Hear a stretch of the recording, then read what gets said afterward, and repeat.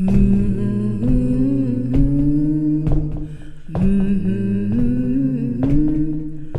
they closed down the mill and they closed down the mine. They said you can't work but pay your taxes on time. Got 3 little babies gonna starve to death or freeze. We started making white lightning, it was Grandpa's recipe. Run, rebel, run, run to no avail. Run, rebel, run to the Scott County Jail.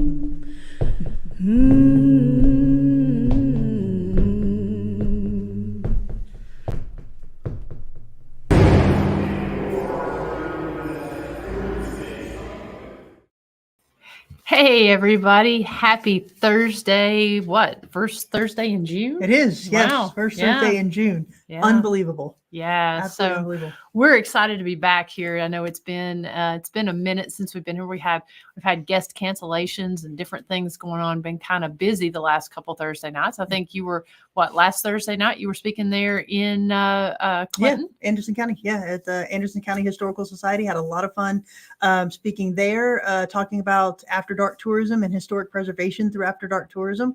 So that is obviously one of the things that I've been researching for the last couple of years. So if you're interested in hearing about after dark tourism and paranormal preservation through those tourism dollars, let me know. I'd love to speak at your historical society or your historical museum or whatever you have that needs reservation or preservation dollars. Yeah, you'll be happy you did, because I mean Chris gives just a phenomenal presentation. Thanks. And we'll have to have that as a topic some week here when we're talking about the different preservation options and different things. Yeah, we'll definitely set up a time to talk a little bit about your study. Just want to say hey to everyone that's watching. We've got a great show tonight. We just kind of want to talk a little bit about some of the really cool things that we've had going on here the last little bit. I mean, when I say we've been busy, we have been extremely busy the last bit. Of course, there's Sally. Anyways, she's in a mood tonight, ladies and gentlemen, so be prepared. Yeah. So I do want to kind of talk just a little bit about our motorcycle ride that we had last week. Last Saturday we did our first ride of the season, and we've got some really special things planned for some rides coming up, something that's actually really unique and different that other motorcycle tours aren't doing. So we're excited to talk about that and introduce that. But we had our Rolling Through History museum tour and ride, and I'm just going to kind of pull up a few of the pictures here because we did post those kind of late last night, created an album. But this was really, really cool because we ended up having 11 bikes and 14 or 16. 14. Yeah, 14 people on the tour itself. And these folks came from all over. We had one local guy that was from, I think he lives in Oneida. I'm not sure if he's from there, but these folks, they actually came. We had a group that came from Central Alabama. They had like a 4-hour ride up, came up and rode some of the amazing back roads the day before and came and did the tour. So we had folks from Central Alabama. We had folks from Crossville, Genesis Road area, Clinton, Tennessee. I think we had a few folks from Harriman. No local folks, which was actually really cool because these guys hadn't ridden any of these roads before. I think we had one person on there that had ridden some of the roads that we were at. So we were going through all new territory.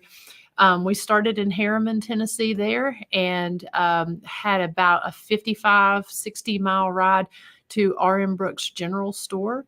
And, that place is a historic landmark in and of itself. And so we stopped there for an hour-long lunch, and she was doing her Biker Appreciation Day. And so On that, we actually had live music, giveaways, all kinds of cool things to do there at Brooks. I think she gave away some custom stickers, and then we went through the Big South Fork and ended here with a tour of the historic Scott County Jail. And so we've got more of those planned, but the money from these rides, they go into the preservation and restoration of these locations. And so we're partnering with other museums and other jails in the area, and other little restaurants like that we can go into and make these really neat rides with. Yep. So as Miranda said, we have a lot of cool ones planned, but Miranda does a great job planning the route, really finding some cool places to stop at. Like she said, R.M. Brooks is just a great little spot here. So we are going to be incorporating a partnership with her. Of course, our partnership with rugby. So be prepared to see rugby as a stop on some of these rides. But we're going to do different themes, which is going to be a lot of fun. A lot of it history, some of it haunting. But it really is a unique perspective to see some of these historical locations. And so we're really proud of putting these tours together. Yeah, and like I said, it's just something different that we're able to do on these rides. Just a different way to try to get people in here to these different locations. So we're going to try to do this all summer long, probably up until early fall. And like I said, some really neat things that we've got planned with this that we can't wait to announce. We're just finalizing the partnership with a couple of these different places, and we'll be putting those out. And for any of you all that do ride that maybe are a little intimidated with big motorcycle rides and stuff, we are going to limit these rides to where they have a smaller number of folks on them. If the rides fill up, we'll just create more rides. But we're trying to keep it small to keep it a intimate experience for everyone. And as Miranda said, we are going to incorporate something that's a little bit different and unique that you haven't seen on motorcycle rides before. So we're waiting for that to come in from Amazon, and then we'll keep you posted on what that's going to look like. But it is something that's going to be kind of unique that we're excited about.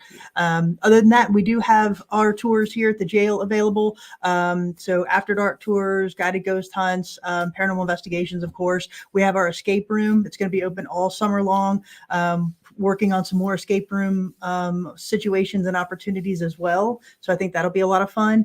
And then, of course, at rugby, we have both of our flashlight tours.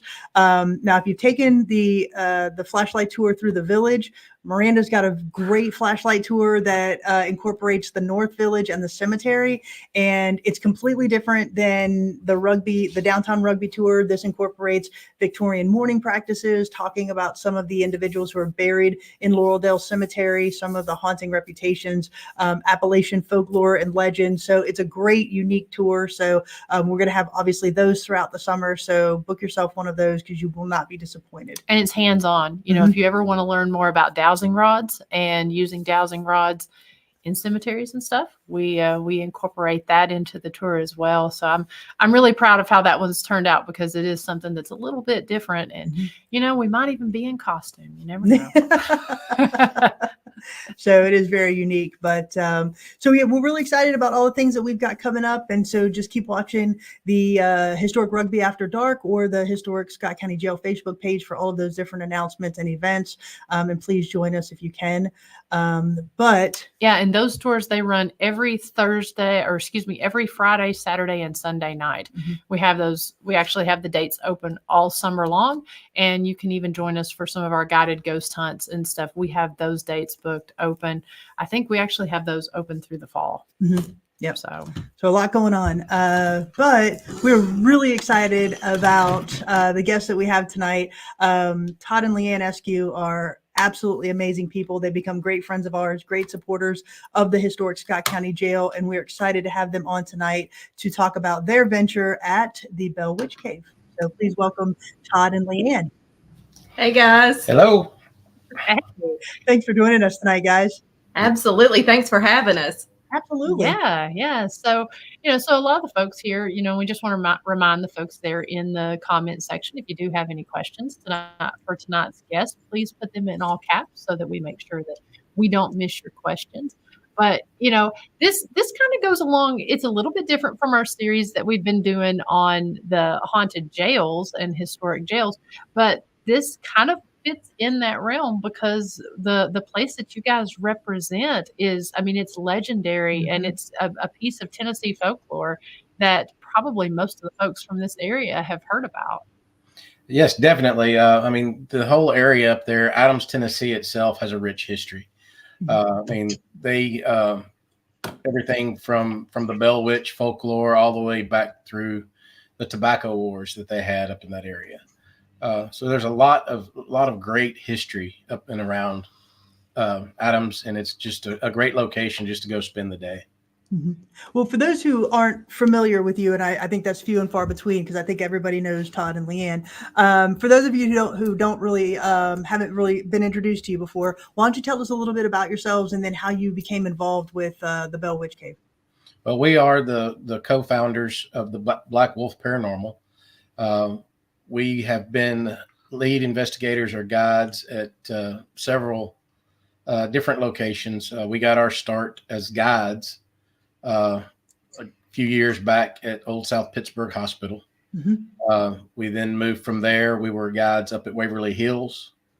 And then we kind of did our own thing for a little bit. And we happened to be up at the cave visiting with the owners, actually going up there to take a tour. And the owner took us into the cabin, and instead of giving us a tour, we sat and talked for about 2 or 3 hours and ended up becoming really good friends. And we talked to them about doing investigations there at the cave. It's kind of one of those situations where you end up somewhere. Right place, right time. Right place, right time. And that's exactly what happened. So we invited her. We also do the investigations for Trousdale Place here in Gallatin, Tennessee. It's Governor Trousdale's home, Civil War home. We had an event there. We invited Candy and her family to come and see how we do things. They showed up. They had a great time, had a great experience, enjoyed how we do our investigations. And that's kind of all she wrote. And we've been up there for last season and this season, and it's been very successful. Now, was Candy a believer in the paranormal before she went on the investigation with y'all there at Trousdale Place? Yes, she definitely was, living, growing up on the Bell Witch farm.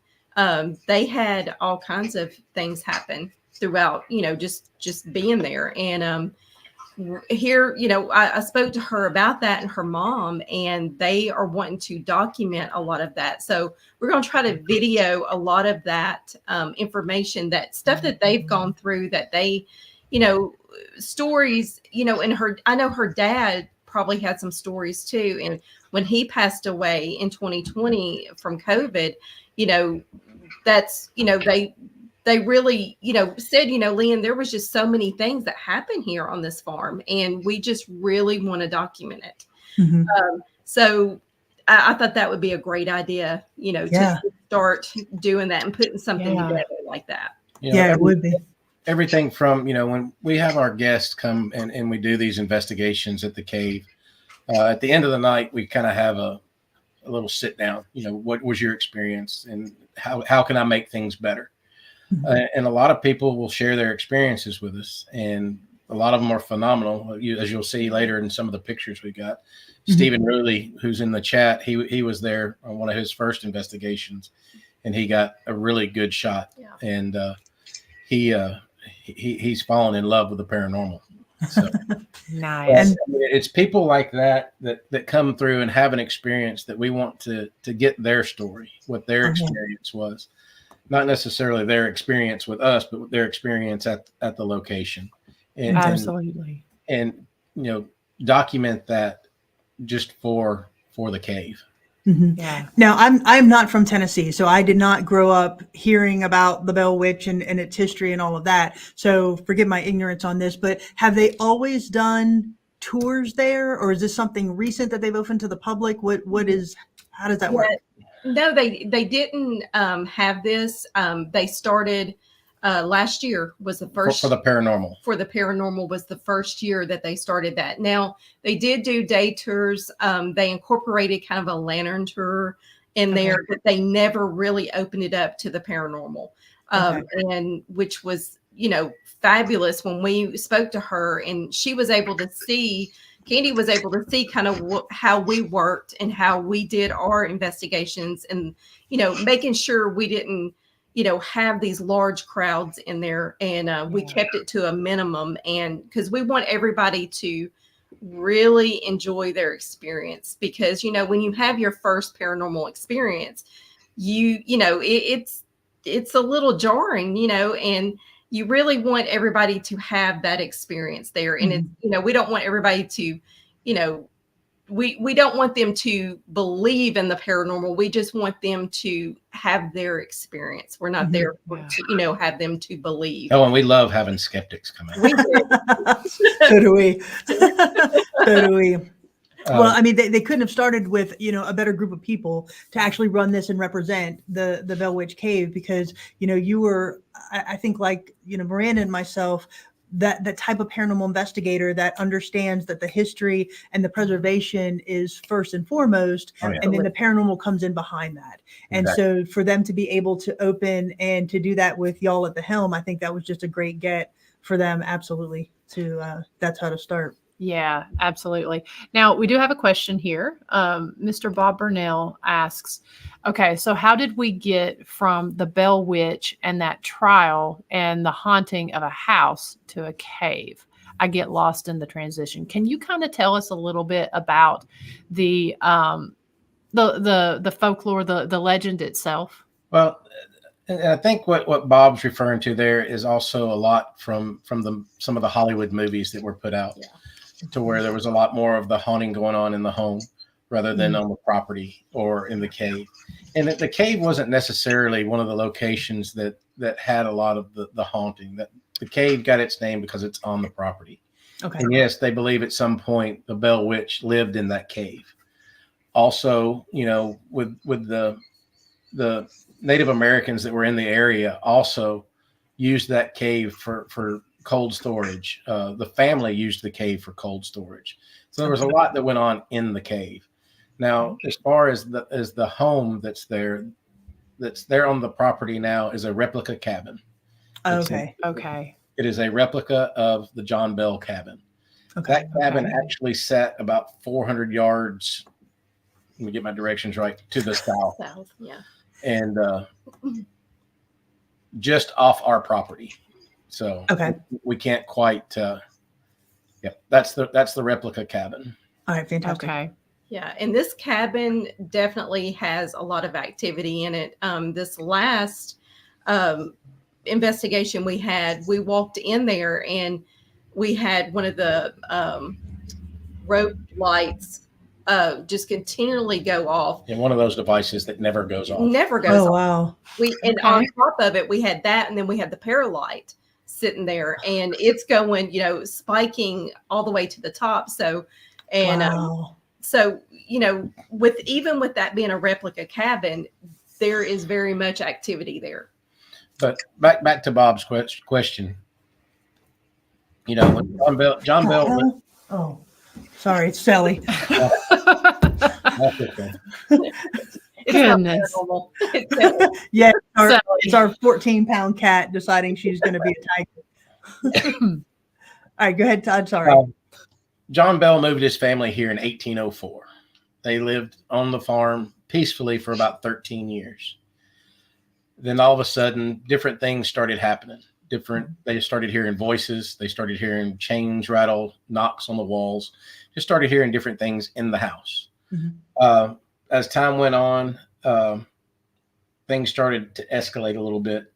They started seeing strange animals. They started seeing, a rabbit with a dog's body, a giant black wolf with red eyes. Wow, that's a segue into the Black Wolf Paranormal. How we got the cave, but started seeing these different things and hearing these different things.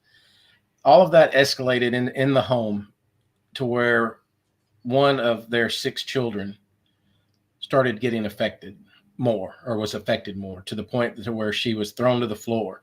She was beaten. She had scratches. I mean, it was the whole nine yards. And her name was Betsy Bell.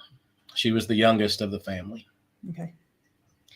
But the Bell Witch story, or the Bell Witch folklore, the way that it states is Tennessee is the first and only state to recognize a person's death to the paranormal. Okay. And, you know, there are different people, prominent people have stayed there and had their, as the folklore goes, had their experiences with the Bell Witch. And one of those was President Andrew Jackson. Okay. He is quoted as saying, "I would rather face the entire British Army than to spend another night with the Bell Witch." Wow. Wow. And, That's incredible. Yeah.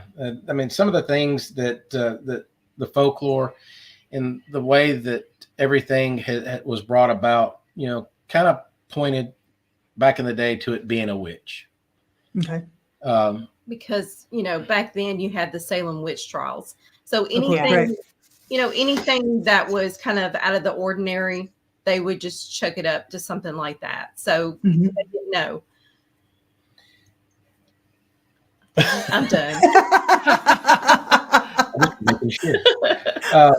You know, the notoriety of the Bell Witch, I mean, it grew throughout the countryside, and, you know, they had people camping out in their front yard trying to get a glimpse of what was going on with the Bell Witch. Oh, wow. Right up into the point to where the Bell Witch actually vowed to kill John Bell and took credit for his death on December 20th, 1820. Wow. Wow. Well, I Now, know. That is, Oh, sorry. Go go ahead. ahead. Go ahead. I was just going to say, looking at the comments here, I know Odie brings up a good point, talking about it being very close to the Red River Meeting House. And in 1800, the Second Great Awakening took place there. Yeah. Yeah. There is, the meeting house is very close to that. And, you know, for her, she, you know, the Bell Witch is, you know, we think it's more of an elemental, a protective, elemental spirit of that land, because since this is native land, you've got the Trail of Tears that went through there. You've got the native burial ground right above the cave. And, you know, the family there that, you know, Candy said her mom would find, you know, arrowheads. They would find, you know, all kinds of native tools and everything. And going back to Felicity's question, she was asking if there's increased activity on full moons. There is, but, you know, I know with us, even at different locations, I've noticed the wintertime, there's more activity. Mhm. I don't Same. know Same for here. you, okay, for you guys, Yeah. because, you know, I know at, you know, Haunted South Pittsburgh, we would have more activity in the winter. So I don't know what that correlation is, but for us, for us, you know, I think activity just, it kind of varies there. It's not necessarily full moon, but it is beautiful area when you've got the full moon. And I know what Todd wants to talk about. when it comes to a full moon on those at that location, it's not necessarily an activity thing to where we get more interaction or anything like that. It is we'll call it an amp draw, Okay. where the energy from the land and the energy from the woods, the energy from the river, the energy from the rocks in the cave amplifies. Mm-hmm. I mean, on a normal night, whether it's a new moon or whatever, you can walk across that property and you can feel the vibration of the land. Wow. You can feel the heartbeat of That's the land. awesome. And when you go across on a full moon night, especially when we're up investigating the Indian burial ground, as you walk through the shadows and then into the moonlight, you can feel a difference. I mean, you walking through the shadows, it's kind of oppressive.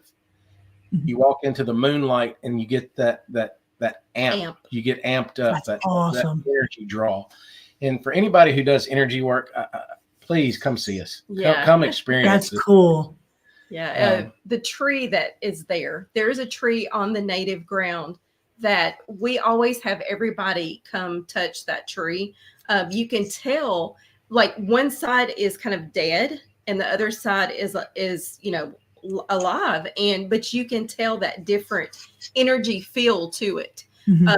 And you can feel just, I mean, it's amazing if you do anything in energy work. Just, that's the first thing we say, get up there, and we want you to experience that. Mhm. And as far as the native burial ground, we had Billy Wilkerson come out, Mhm. and he did the ground penetrating radar on that land. Nice. So because the family, they over the years, they were unsure how many native burial ground burials they had there. Mhm. So when he came that day, he tried to get the machine to work, and it would absolutely not work. So, so That's crazy. yeah, so knowing the land, he was like, guys, I'm gonna have to come back. So he comes back, Are and you leaving a part out? oh, go ahead. So when his equipment failed, I took the dowsing rods and walked across the Indian burial ground. And everywhere the rods crossed, I put a stick in the ground. Oh, wow. The family thought there may have been 8 or 12 graves up there. I stopped putting sticks in the ground when I found 10. Oh, Okay. wow. So when Billy came back and his radar was working, he ran it across the area, and everywhere I had a stick in the ground, he got a void. Wow. That's fantastic. Not only did he find the 8 or 10 that I found, he found a total of 68 voids, or 68 graves. Wow. And the really cool thing about it was those graves aren't what you and I think of today as a grave that's 3 foot wide and 6 foot long. Mhm. Yeah. These graves were 2 by 2 and 3 by 3. In doing the research, the Cherokee, Choctaw Creek, and Shawnee, I believe. and I believe Shawnee, and there was one other. The way that they buried their dead was in a fetal position, wrapped up, Wow. sitting up, facing a certain direction. So that's why these graves were so small. I Mhm. think we had one grave that was unusually large, and we think it may have been like a chief's horse or something. Okay. Okay. Now, when you go up to investigate it all, do you use any Native American trigger items like a arrowhead or music, chants, or anything like that? We actually, We do. We've got a a native prayer that we play Oh, nice. in Cherokee language, and we do that, and then while we do that, we give a tobacco offering. Very cool. So it's really important. My grandfather was part Native; he was Cherokee, and it's always important. Anytime, obviously, if we're in any of these haunted locations, to give the utmost respect Absolutely. to these spirits. And that was, one of those places. It's so sacred, and being on that land. So we definitely wanted to put that out there and make sure that we honored them. Yeah, Yeah. absolutely. Leanne kind of hit on it earlier that, in our opinion, what we think the Bell Witch is being an elemental. That goes back to also part of the folklore. One of the things that she has been quoted in saying, and I'm going to get the quote wrong, but I'm here, I'm there, I'm everywhere. And I'm earth, fire, and wind. Oh, cool. Wow. And we think that she is a earth type elemental. That's really neat. And that would make sense, Yeah. right? Because of all of the nature and the things that you have going on there. To your point, the water, the rocks, the trees, just the atmosphere itself. Mm-hmm. That's right. And, the pictures that we've taken, it's so interesting. Some of the things that we see, and, and being out on that land and looking out over it. And Todd, this last time, he was out taking pictures, and one of the guests was standing next to him, and he was seeing movement out in this field. And he's taking, consecutive shots, and this person or whatever it was. I'm showing her the pictures. He said, look, watch this area right here, and you can see it move from here to here. And she got a little excited and punches me. That's not the funny part. The funny part No, is it was. she turns to Leanne and apologizes to her. So now, whenever they do one of your public investigations, can you kind of walk us through what they can expect whenever they do one of your investigations? Yes, we limit our investigations to 30 people. Okay.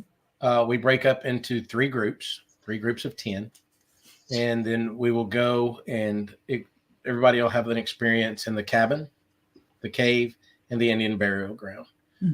Usually Leanne and I will do the Indian burial ground, and we have usually guest investigators that come out. We invite different teams to come experience the Bell Witch Cave and the property, and also to, highlight what they want to do as part of an investigation and kind of get their names out there.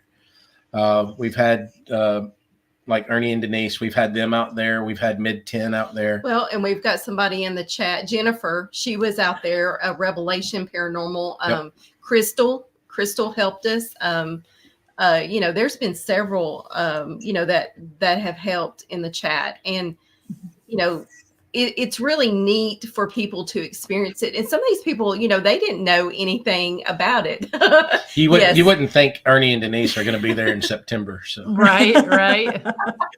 Well, and just to sidebar real quick, the investigators that you've named over here, just great investigators, right? And for them to essentially give their seal of approval on some of the things that are going on there. I mean, that's telling. If you've not been around these paranormal investigators or seen what they do, I highly recommend everybody in the chat room go check out the SQs, the PACs, Jennifer, Crystal, all of these people, because they do understand what is important and how to do an investigation that is historically based, and then bringing the paranormal in behind that. That's right. And, and everybody is so respectful, and that's our main thing, getting the history out there and having people and literally have fun. That's our main thing. Have a lot of fun. And, we want everybody, to let us know if you experience something, even if it just sounds bizarre. Let us know. We want to know, if you see something, if you hear something, anything like that, please let us know, because, when you're new at it, it's scary to, come out and say, well, I just heard a voice, or I seen this, because you feel like you're crazy. No, I mean, we really want everybody to feel like they're part of this. And that's important. And also at the beginning of our investigations, Candy does have a whole just slew of pictures that they have taken over the years. So we also go through that too with everybody at the beginning of the investigation. So that way they know, some of the things to look for, and the pictures that have been taken like over many years, and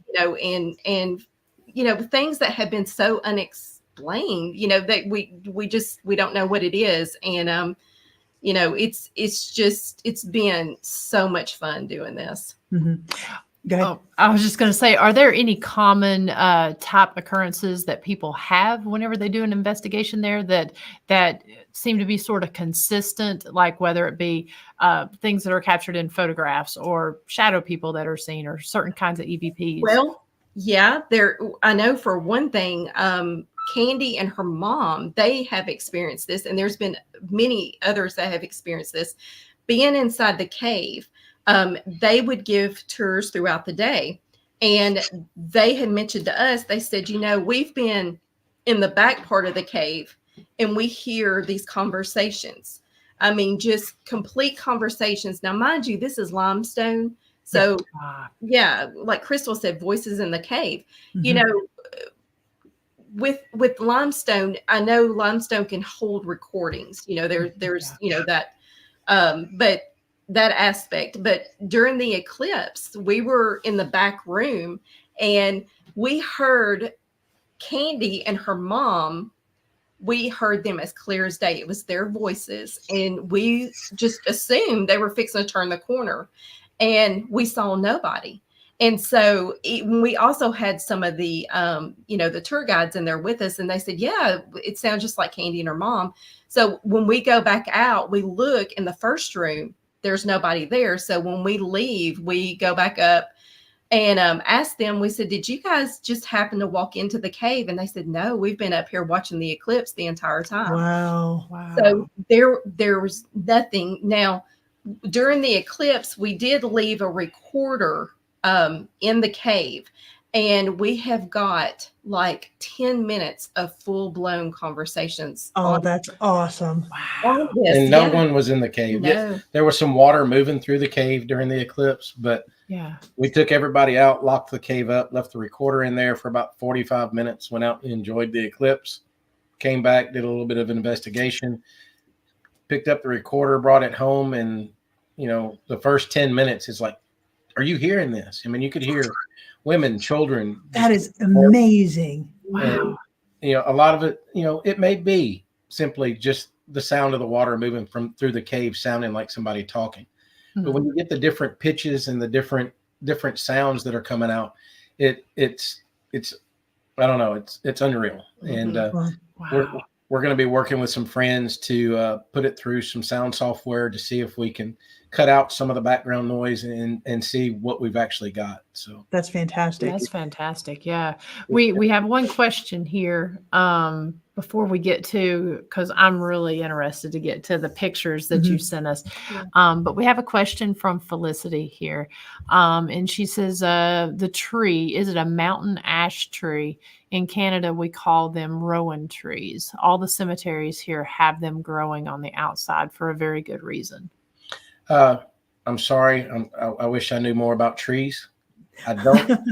I don't believe that it is an ash. I don't. It's some sort of a walnut. I don't think ash I don't is a think very ash grow common here. tree over here. I'm sorry, Todd. Didn't mean to interrupt. Go ahead. No, you're fine. I want to say that it's some sort of walnut or Or something acorn like or some sort of yeah. some sort of tree like that. I know it's not a maple, but it's a very interesting tree. Mhm. And I tell you what, Felicity, if I can find out what it is, I will post it on the Black Wolf Paranormal, and Yeah. we'll let you know. Very cool. I've got a quick question before we move on to the pictures and such.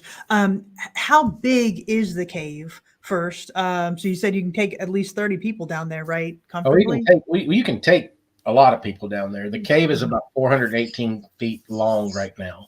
Okay. Wow. We have access to 2 rooms, and the first room is pretty big. The back room is kind of tight. You got, just like any cave, you got the tight squeeze to get through, and some places you feel like you got to be, a contortionist to get through. And I'm not sure what Ernie. Actually, if it is the one that's got the spiky pods, that's going to be a chestnut tree. Okay. If it's got the big pods that open up. Yeah. I'm gonna help Todd out and say there's an app that can absolutely Yeah. identify this tree for you. I'll send it to you, and then you can know for sure. If it's got those pods, it's going to be a chestnut tree, because I have to mow around those, and it's a pain if you're barefooted. So Yeah. yeah. Well, I don't know if the particular tree that we're talking about is one that drops those. Those are dropped on the tree line right above the cave. The cave. And it's a heavy tree line. And you were asking about, experiences that people have. Mhm. The cabin, you kind of have your normal experiences in the cabin. You can hear the disembodied voices. We've had people do that. We've had people that have seen the shadows. In the cave, a lot of disembodied voices, and coming from behind Eagles Rock. There's some other things. We actually go lights out in the cave. And when we go lights out, it's a very, very intense and interesting experience, especially for anybody who's real sensitive. Yes, We've had people get touched. We've had people's hair be played with. It's people had whispers in their ears. I've had my shirt pulled. I've had what feels like somebody blowing on the back of my ear. Wow. It's just been different experiences. But then when we get, 80 feet above the cave on the Indian burial ground, as you're going through and you're just taking in everything that's up there, there are 2 different tree lines. One tree line, you feel like you're being watched. We call them the snipers or the watchers. And you feel like you're being watched. But I think those are protectors. Okay. The other tree line is there's something in that tree line that is drawing you in. Wow. And you can get to a certain spot as you're walking towards that tree line and you get hit with a wall of energy. Yeah, it's almost like they're pushing It's like you something back. puts its hand in your chest. Yeah, and it makes sense Wow. because there's an 80-foot drop off. Oh, wow. So, That's And, back in the day when Indians were there and they lived on that property and they would do their hunts, instead of, shooting or the deer with a bow and arrow, they would, like a better term, herd the deer to where they would run off the cliff. oh. And then they would drop to their demise and be right there at their cold storage. I mean, So- that was DoorDash. Smart way to hunt. Deer Dash. DoorDash. Deer Yeah. Dash. exactly.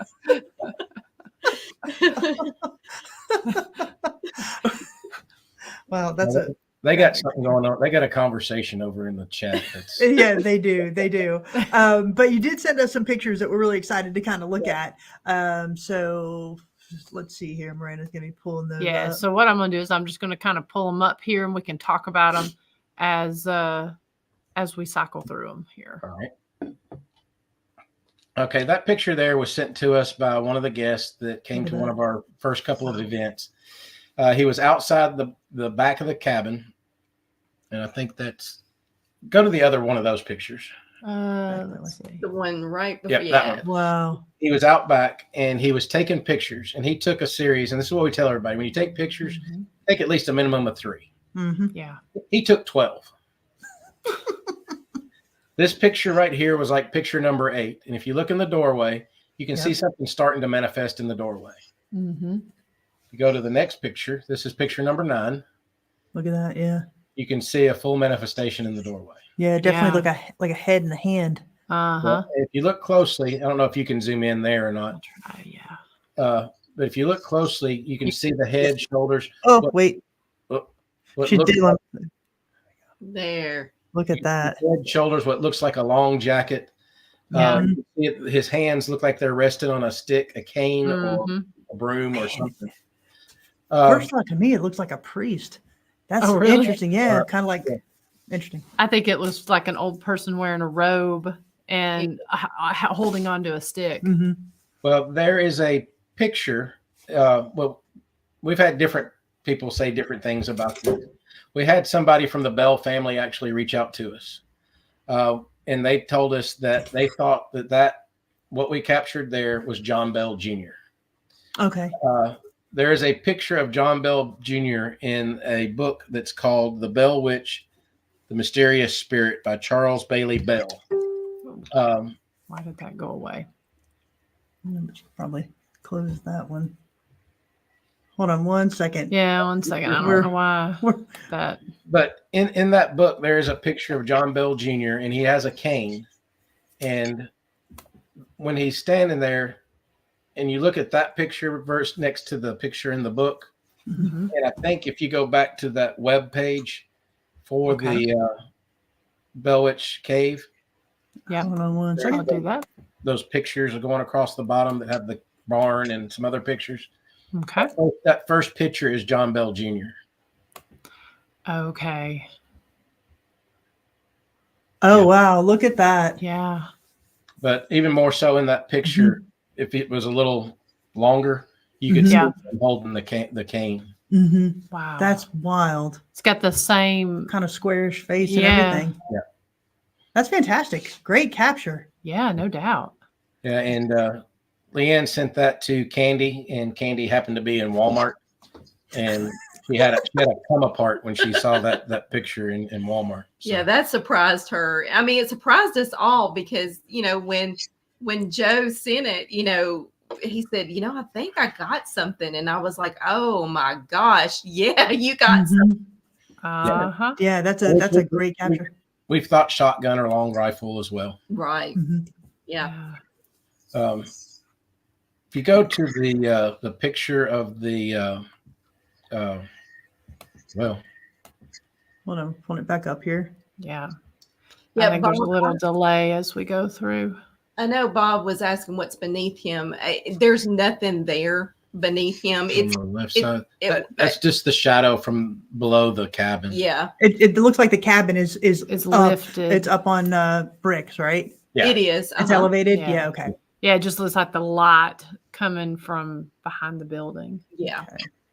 See the next one. Oh my goodness.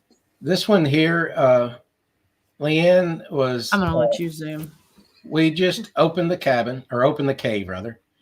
As you can see the gate there, the shadow that you see directly in front in the doorway was the daughter of the property owner. Mhm. Leanne standing behind her taking the picture. If you look to the right, you'll see another shadow figure just immediately to the right of the little girl that's in front of us. Right here. Yes. Yep. There was nobody there. Yeah, there's nobody there on that one. And then as you follow it on down, you'll see what looks like the light anomaly. That one there. Yep. There was nobody in the cave. And then that one there, and there was nobody in the cave. That is intense. Wow. We've had different people look at these, and you can see there's a little bit of camera shake Yeah. by just Mhm. looking at the way the gate moves. But Mhm. Yeah. looking at that, the camera shake is more left to right, and it's not that dramatic. Right. So there's no real reason to have a light anomaly that would streak like that first one that's ahead of it, and then the second one further back. Yeah, this one is really interesting because it's actually got color throughout it as well, because you can see the red here, and then to me it looks like it's coming up into like a gray blue, which Right. is, I mean, just kind of interesting. It almost looks, to me, it looks like the back of a dress. Yes. Mhm. And That then is the one further in is even more interesting as well. I mean, Yeah. like somebody standing there open arms. You know. Yeah. Now, are there lights in there in the cave? There are is. lights. There Okay. are LED lights that run on the left side down the length of the But hallway. this was before Okay. Yeah.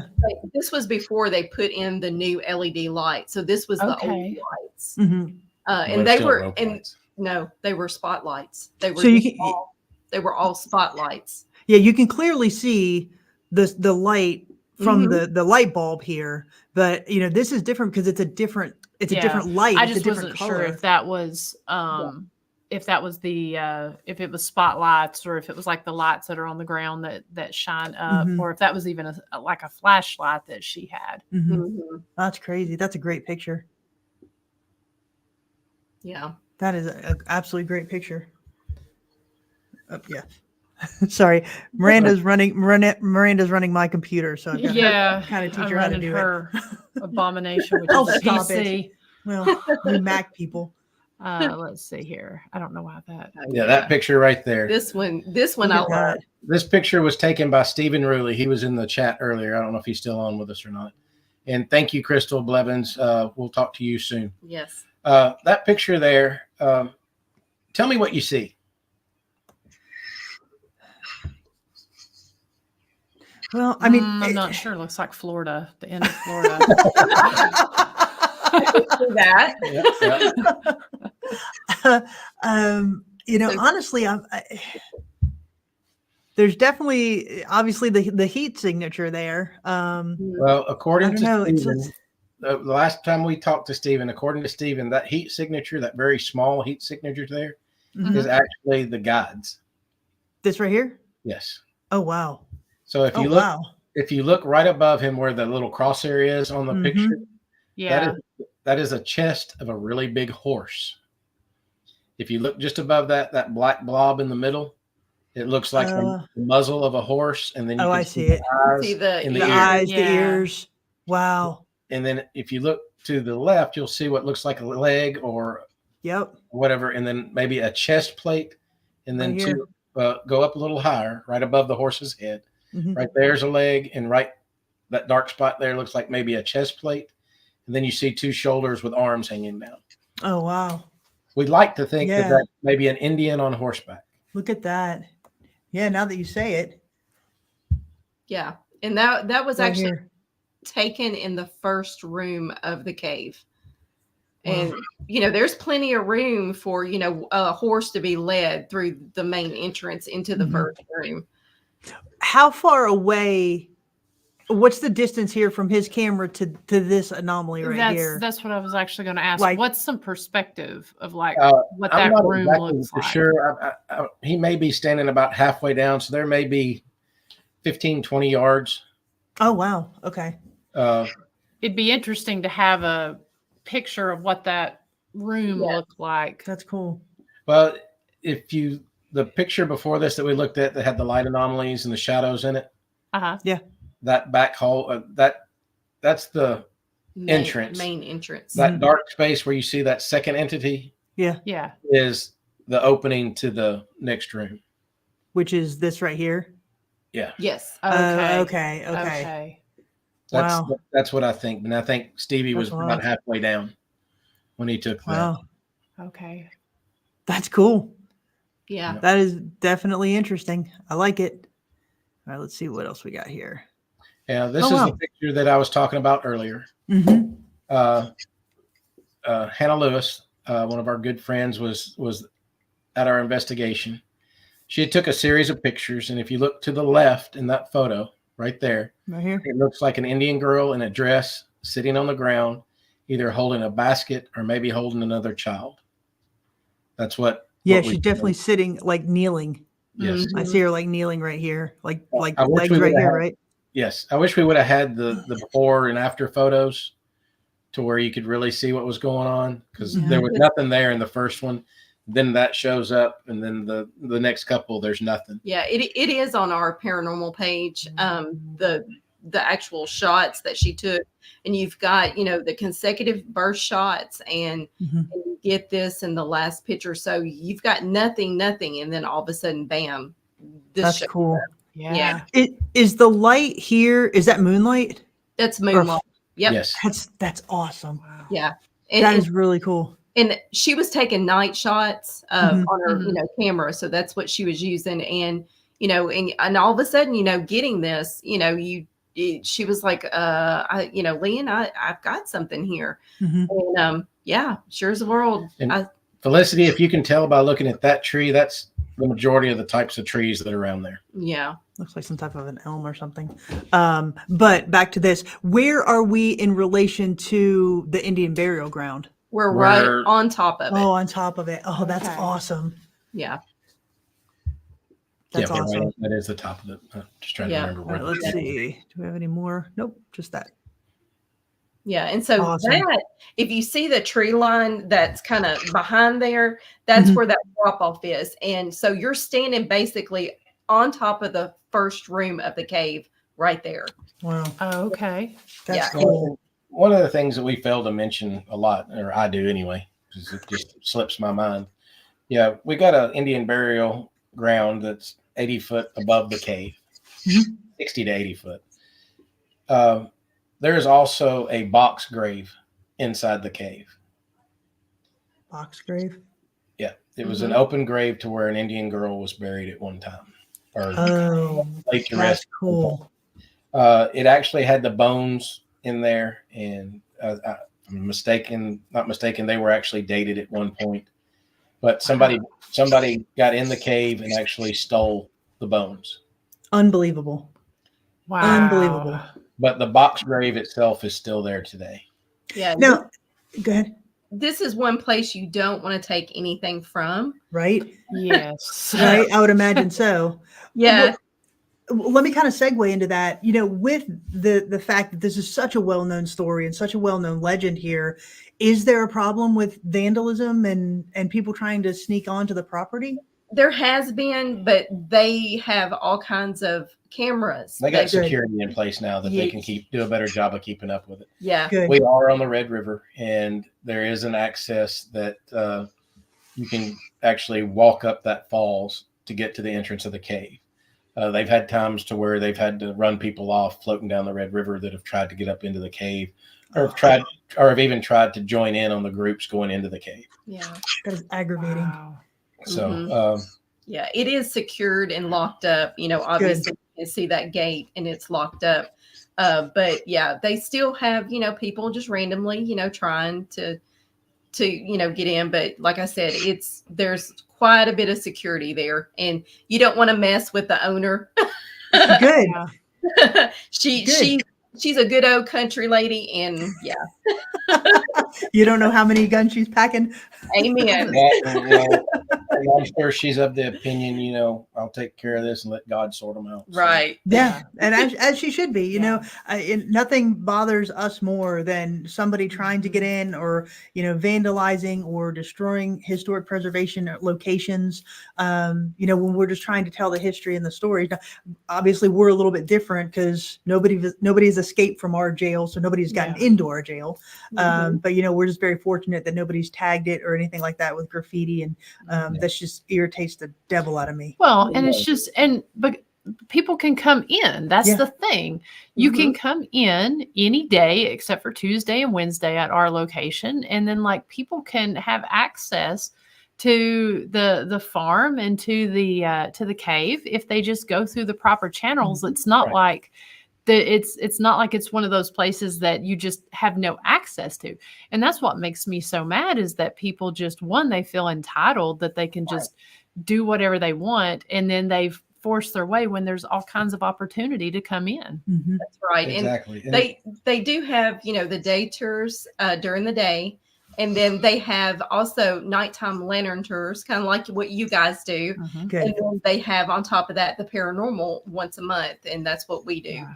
And it's so worth going and listening to the history. And then Candy's also started a new tour this year, where she takes everybody on kind of all over the property. Goes back to what they call the haunted dale. Yeah, back to the haunted dale. To where it takes you to the end of their property. Okay. And there's an area that has a monument, and I forget what the monument's for. It's That's horrible. It's for the center of the entire property that Okay. that belonged to the original Bell property. That's the very center of the property, and they've Hey. got a big monument that commemorates the Bells and Betsy Bell and everything. And past that, there's like a fence. And that's where the original home, the Bell home, was. Just beyond the monument is where John Bell's buried. Yeah. Oh, wow. Headstone and everything has been desecrated, so they've had to replace it. But that's why they don't let anybody over there. Yeah. Mhm. And then about probably another 100 yards away to the east, there is where the homestead was, Yeah.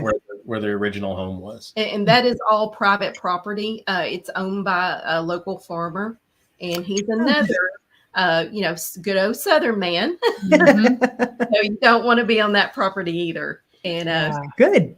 But the really cool thing about it too is we don't promote it a whole lot, but up here at the Bell Farm, you get the trifecta. You get the paranormal, Mhm. you get the cryptic, and you also get the ufology. So That's amazing. you're sitting out there and just watching the skies and some of the things.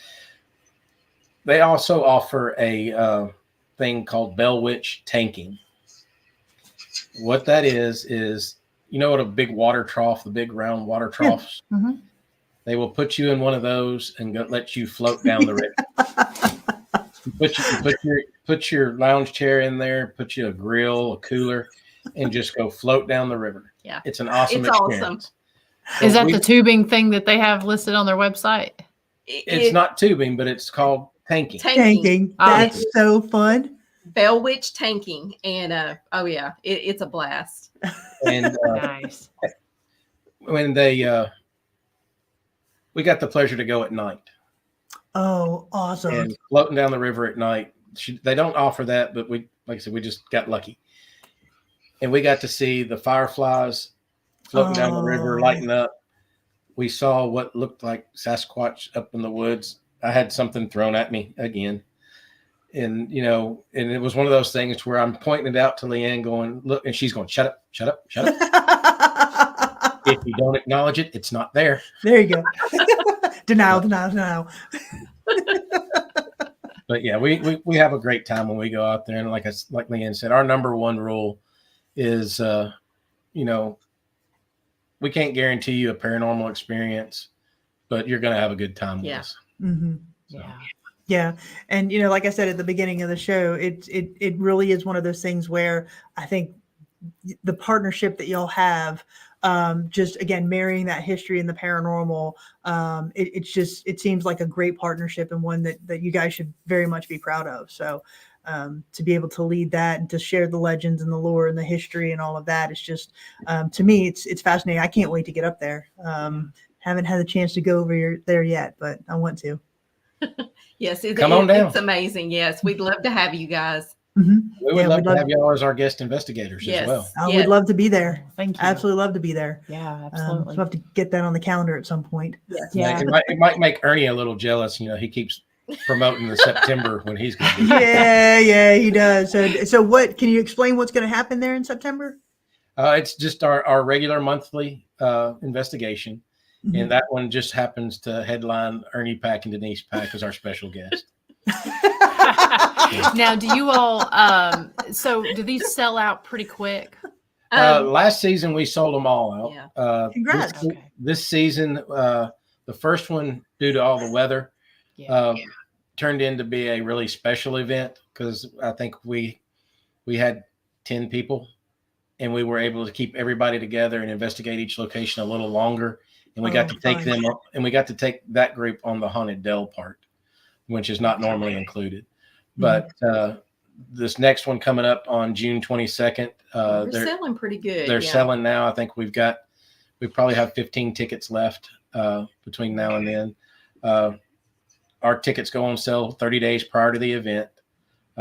We've got July 13th, August 17th, September 21st, October 17th, which is a Thursday, and then November 2nd will be wrapping up the season. Okay. October, the reason that one's on a Thursday is that's one of their best fundraiser months, with it being Halloween. Yeah. If you want to come out and visit the cave in October, come out and do the day tours, take the lantern tours, take our Thursday night paranormal investigation. But if you're there on the weekend, go visit Adams. They offer some plays up in their fall festival. They offer 2 plays. One of them is called Spirit. That is the story of the Bell Witch. And the second one is called Smoke. That's the one that talks about the tobacco wars. Both plays are put on very well. And they're very professional plays. So very cool. yeah, Nice. so they're amazing and so much history. And I left from there growing up here. I left from there and learned so much. So it's so worth it. Nice. Now it's definitely something to look into. So people can't, like, if they know they're going to be traveling in the area, I know you've got the dates already out there. Can they book in advance, or is it just 30 days before? 30 days. Yeah, just Okay. 30 days before. Yeah. Okay. Perfect. And they do that on your site? They do. Yes. Uh-huh. Okay. Yep. Okay. So folks, definitely go and check out the Black Wolf Paranormal Facebook page. And that way you can see all the cool things that they've got coming up here at Bell Witch, as well as Trousdale, correct? Yes. Yes. Also keep an eye on our page. Also keep an eye on Pac-Man Paranormal's page. We also help out up at Hauntings of Fort Duffield. We're trying to put together an event in July, kind of our spirit swatches and stories by the campfire event. I don't know that we have a date set for that yet, but we're looking at sometime in July. But like I said, follow Pac-Man Paranormal for that. Follow the Black Wolf for Trousdale and the Bell Witch, and whatever else we may be getting our hands into. Ernie just said July 20th for that event at Fort Duffield. And I think Denise just yelled at me July 20th. Well, and again, I had the opportunity to speak with Ernie about Fort Duffield. It's one of the places that I interviewed for the study on After Dark tourism and historic preservation. And what they've done with Fort Duffield is fantastic, and how they're raising the money and what it's going towards. And the fact that they're able to get grants now for that location, it really is a unique way that they're doing it. So I highly recommend everybody to go check out Fort Duffield and the stuff that they're doing on their After Dark, because it really is cool, and it's all going to help preserve that location. Yeah, I had Ernie and Denise on my show, Go Spiker Garage, I guess it was about a month ago, and they shared the entire story. I mean, and some of the evidence that was captured there. So, and then also talking about their home. So Yes. Yeah. The Ditto House is another great place. Yes. But I mean, they also offer the private paranormal investigations up at the fort. Sign up for those. Give Ernie something. Give Ernie something to do. Get him out of Denise's hair for a minute, and Yeah. She needs to get rid of him for a while, right? so. So, but listen, thank you both so much for taking the time to talk to us, and congratulations on everything that you're doing with the Bell Witch. And I'm, like I said, I'm really excited to go visit y'all and check it out, because I think it'd be a great time. Thank Oh, yeah, you. We'd love definitely. it. And thank you Yeah. so much for having us. We Yes. love Yeah. you guys. Yeah, love you too, and thank you for your support of us as well. And Yes, we're absolutely. trying to plan a trip up there to come see you guys soon. So Yes. We'd love to have you. You know, you're welcome anytime. you said you hadn't had anybody escape your escape room yet, only because Yes, they have. Yeah, you should go and try it out. We'll put you in an inmate uniform, and you know, it's a lot of fun. People seem to enjoy it. well, I still have my favorite room on the second floor up there. Oh, and we talk about you on our tours. Great. Yep, you're a tour stop, Todd. Well, that's good to know. yeah, thank you all so much, and thank you all over in the chat room for for your questions and your comments and everything. This is, we just love Black Wolf and the story of the Bell Witch, and so any opportunity to have them on. Mhm. Yep, absolutely. So hopefully we'll be seeing y'all again soon. There's Yeah. our third founding member in the chat, Beth Beth Allen. Allen. Beth, Miss Beth, yes, cannot forget her. Yes. So again, salt of the earth lady. It's just one of those, everything that we've done through the paranormal, we've been able to meet amazing people. So the Eskews, the Pax, Beth, just everybody here in the chat room, you've been so supportive of us. So thank you all so much for what you do and how you support the paranormal and history. Yeah. Absolutely. Thank you, Bob. And so next week we will be back on at 7 p.m. Eastern Standard Time, hopefully continuing on with another cool haunted jail. We're still working on getting that specific guest confirmed on that one, but hopefully we'll be back on our series that we've been covering sporadically here throughout. So Yep. And then also, like we talked about at the top of the show, we still have a couple tours available this weekend. We still have some tickets available for that. So, and then also some spots on our escape room as well. So stay tuned to the website if you want to find out more information about that. Yep. But thank you, everybody. Go over and watch the Ghost Biker Garage at 9:00 on her channel. But otherwise, we appreciate everybody. And thank you so much for hanging with us tonight. Yeah, we will have Miss Maria Schmidt. And we will be talking about international travel and some of the great locations that she covers with her with her paranormal travel company. So tune on over there, Ghost Biker Garage on Ghost Biker Explorations Facebook page, YouTube channel, and ghostbikerexplorations.com. So, all right. Good night, everybody. Thank you. Thanks again, guys. good night, everyone. Bye-bye. Bye.